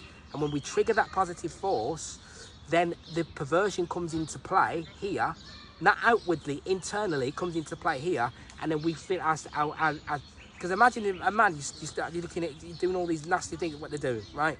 So their self-worth is less now. And they want to diminish the self-worth of others because they are operating with the spirit of lies to do that. Yeah, all through the energy field. Yeah, because the energy field determines the way, the polarity that it's going to move based upon the sex. So then you have the hexty, which is the devil. Yeah, it's the devil. And at the Atlantean root for this word here, Vril, is Vri, V-R-I, which meant life. And in Latin, there's a word called viri. I've had this been under before. And viri means man, which takes us back to 49, which is telling you that you are spirit and matter. Man is spirit and matter. Yeah. And then you can take the same word. So what they did when Queen Victoria was alive, yeah, is they called Victoria Regina Imperatrix, which means Queen Empress. So they take the word, what we think is the word, which is the number, because they understand at what the power of what you think is word and number, really, which is the language of soul. Which is metaphysical. Basically, these are metaphysical wave frequencies. Yeah, and then they will then use it and take it, instead, and it will give them power just through knowing this, through using these symbols, right? So that's you have there. So that's why you have Vril here, yeah, which is this Atlantean force, because Vril is everywhere. It's everywhere. The Vril is the reason why I'm standing here right now. The Vril is what's keeping you alive and keeping you moving. But the Vril can be directed as it's a currents. But we increase our level of currency, increase our level of Vril force, and you can direct and send that Vril force from the senses here to different parts of the vessel, different parts of the body, yeah, to make different to transmute different organs. So you could transmute the heart, and the heart is also has 13. Is also split into 13 sections because 13 is to transmute, and that's why we keep seeing 13 all the time everywhere now. Yeah, because something else is orchestrating things. So then that will then, if I just come all the way back up to the top here, so then that takes me to this here, right? So this here that I've put together here, right, is a cube. If you look, you'll see a cube. So this geometry, sacred geometry here, you'll see a cube here, a square. And on top, and then you'll see another square here. Yeah, and then on each one of these, and then on these squares here, this is probably operating at 45 degrees. Yeah, tilted. Yeah, you will see a cross form, which is a Templar cross with a not a mark cross. These Templars used to drink menstrual blood, and in the center, but because they recognise the power of of Sophianic feminine force and what it can do. So it can be used to bring forth the supreme being, and the physical body steps back and the supreme being comes forward into this physical reality, just like a movie, a super being coming forward through sex. And this all takes place, it's all born through sex. So here you'll see this cross here, and in the middle of that cross, all these points here, these 8 points, which gives us an 8-pointed star. The 8-pointed star is the Eastern Star, which is connected again to Venus. Yeah, so the 8-point star, which takes us back to sex. But then that takes us back to the goat, because the goat takes place here. We did it, that video I did at the winter solstice here, which is the winter solstice, because that goat, this goat, when you're riding this goat, this is Luciferian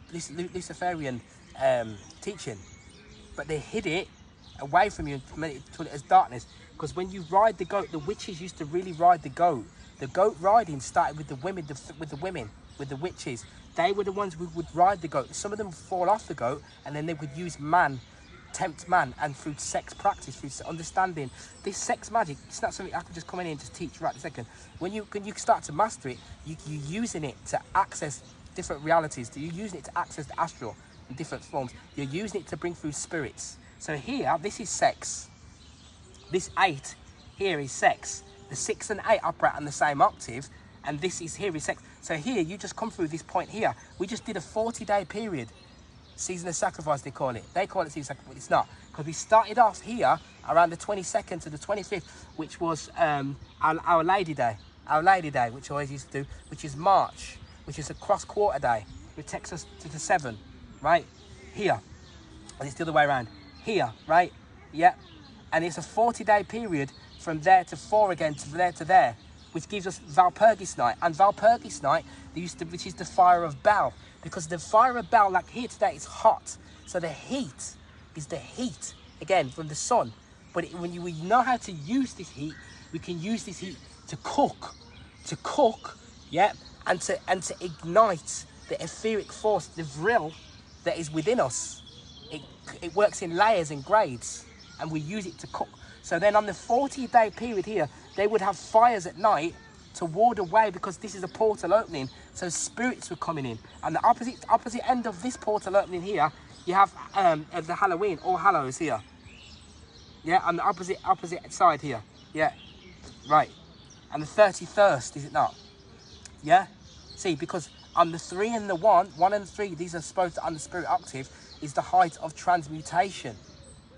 And the channel is called Transmutation, and because I called it Transmutation, it gave me the extra impetus and the force through magic to be able to transmute my physical reality.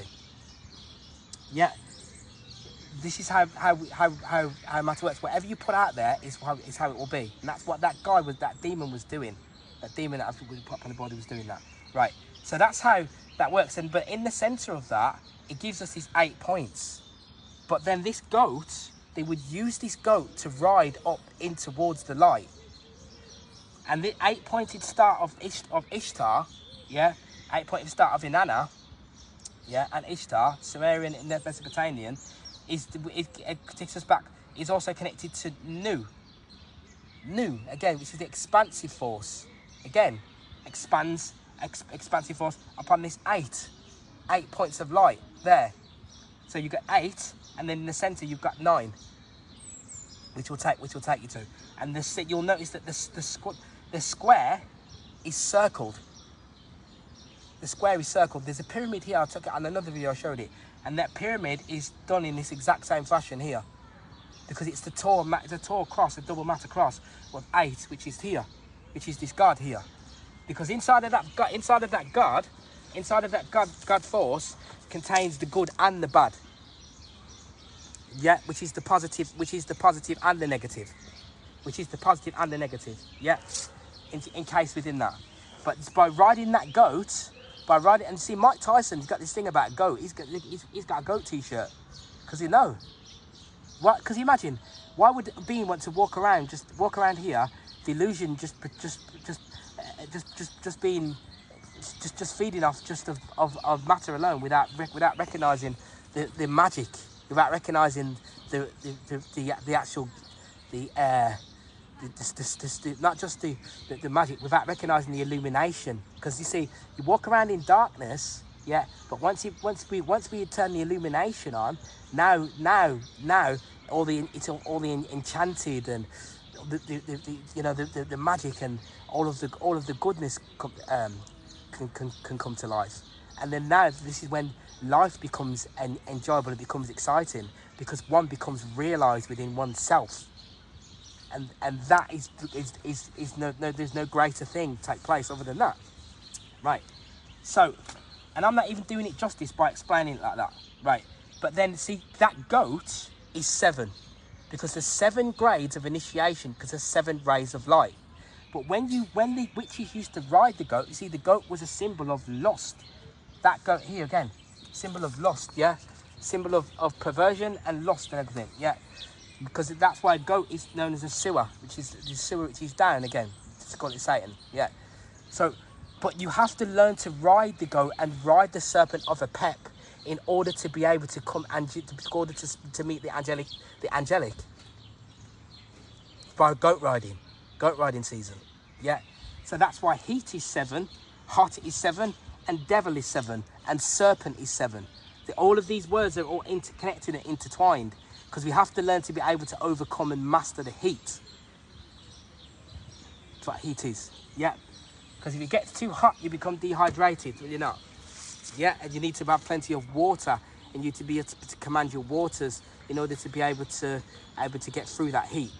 Because that heat is a byproduct of the body. You can't change it. When you meet somebody and you're sexually attracted to them, then you have the heat. If we don't know how to control the heat, then the heat will control the man, and then the man will become out of control, and the woman, in multiple different ways, not just as a rapist or a murderer, in lots of different ways. And that's why at the top of this is a dysfunctional feminine, yeah, who is using those secret societies in order to put down the man and dysfunction the feminine, yeah. That's how they do it, so that they can be in control, yeah. So that they can be in control of the underworld here, which is where we are. It's Hades, which is the underworld, which is full of criminals, and we know it's full of criminals because the majority of beings here are operating with our ruffians, are operating by ignorance, selfishness, and fear, and that makes them criminal. Yeah, that makes them criminal. Yeah, and that made us criminal, and it made me criminal because we were already doing that. So you say to balance your 8. Because is 8, so this is what you do. But then horny is within the 8 as well, because you're going to get horny within this. You'll fall in this 8. Everything is all happening inside of the 8. And when we see that form of that energy becomes horny and aggressive and just, it is becoming and has become careless. Yeah, that's what happens. You've become carefree now. Yeah, inside of that on a subtle plane.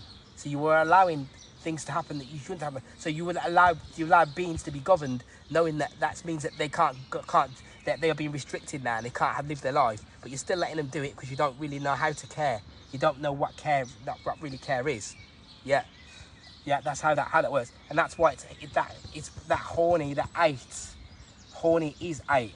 The horns again there, and that's why you have sex god is dog. Anubis is a god.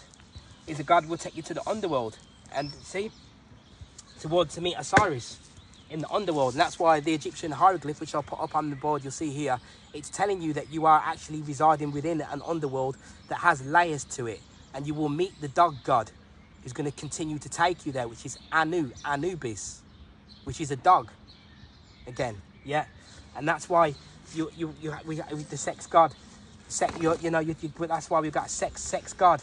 The 8 dogs, because you eat and consume of things, and then you ate, and that's why the word 8. And it was in that Crowley work earlier. He mentioned about eating this 8 because you eat of this from this Ouroboros. So you see this 8 here. So 8 is 8. See the language, see how it's speaking to us. 8 is 8, and 8 is just eat, and eating of itself. So this Ouroboros, it eats of itself. Yeah, because when we operate through this sex magic, we become one by eating of the other. One eats of the other, and we become one through that. But when one eats of the dogs of lust, then the heat grows within that being, and that form of Vril magnetism expands within that being, and that being can only see that. It can see nothing else other than that, and no one can teach it or tell it anything, because that is what it perceives in its reality, all stemming from the energy field. So we have dogma, and see, when you dogma is 22. Dogma. You're following someone else's dogma, but the Proto-Indo-European root for that is to take. accept, which is to eat again. You're eating of the fruit. You see, you eat of the fruit. You eat of the dogma of another. This is what we do, and this is how they bring things to us, and we eat of it. So we use the technology, and we eat of the technology. Yeah, without eating of our own perception of what things should be. You're eating of the perception of another. Yeah. And what you consume through all of your senses, you are eating. Yeah.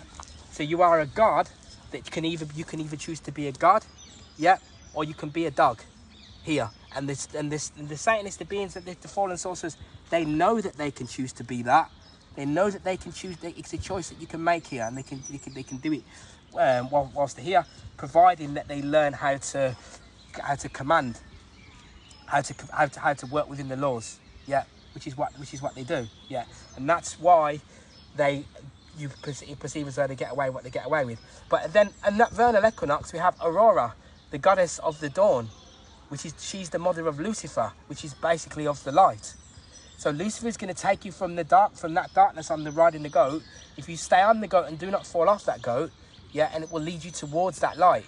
But we must not be afraid. We mustn't be afraid of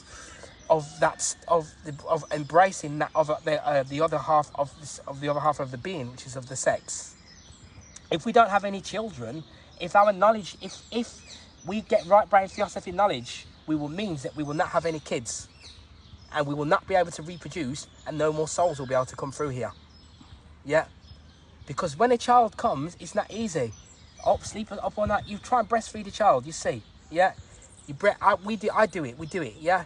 And the women and the other beings that we operate with, yeah, all operate at different levels of consciousness. The more that you know, the more patience that you can develop, because the more that you can recognize the defects of other beings, and know that it's a part of them of their actual growth. But when you are less evolved, which is natural also, you will perceive it as being as I don't get involved in none of that, because otherwise this person can bring me down. They will bring you down if you do not have the level of energy in order to be able to command it. And that level of energy will come to you when you are using the other one as a battery charger. That's what it is, a battery charger. Yeah, so a recorder, look at that one there. There's a few on here, there's some pictures on here. The Spanish word for recorder is to remember, to remem, water. The brain sits in water, which is mem, which is water. Remember, yeah, which breaks back down. So recorder in Spanish means to remember in English. But you are recording while you are sleeping. So the Supreme Being is recording through these eyes, through cryostasis, and everything that happens is recorded. That's why, so when you dream, you would dream about instances that have already previously happened, or that you are doing now, because it's being recorded. So when it's being recorded, so if we break that down, that gives us RE, to have again, to do again. Yeah. And then see you have heart, which is your heart. So it's to gift the heart again. So recorder means to gift the heart again, to remember how to gift the heart again, to remember how to gift the heart, again. Yeah.